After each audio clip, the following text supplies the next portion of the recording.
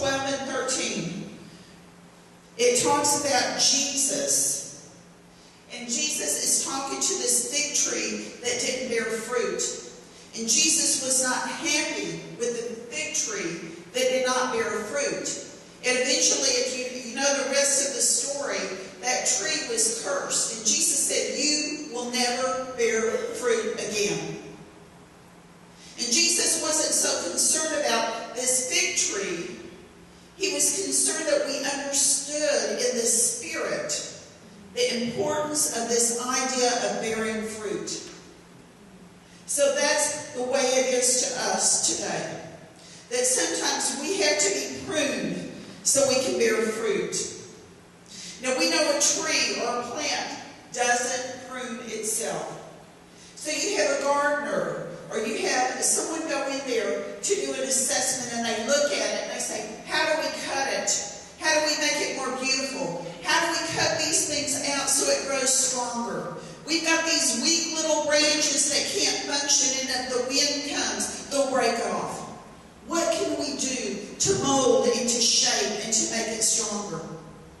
And even this gardener will look at it and he'll go, aesthetically, what do I need to do to shape and make it more beautiful? How do I need to cut it back and cut it down so when the spring comes, it's going to be flourishing.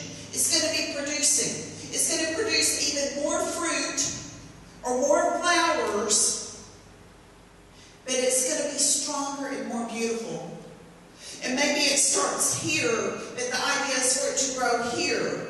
What planting, what fertilizing, what nutrients, and what needs to be cut out of that to make it grow, to get to the desired effect. And so it is that the Lord stands back and He looks at us like that gardener. And He looks at us and He says, this needs to come out. This part is not bearing fruit. This part is sucking the life out of something else. This part, if it stays, this person will never develop and walk in the plans and purposes because this dead stuff has got to come out. So I want you to think in your spirit as we're talking about the trees, and we're talking about the plants, and we're talking about the pruning. Because that's the same type of pruning that takes place in our lives. And for everything there's a season. So some of us are in a season of pruning. And some of us are in a season that we're about to flourish. But we're always in a season. We're always in a season. All of us.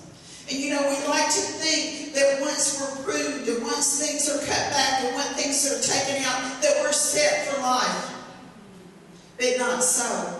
Just like these trees, always something has to come up to be looked at, to be restored, to be made stronger. The same for us. So Jesus is our gardener. He's watching.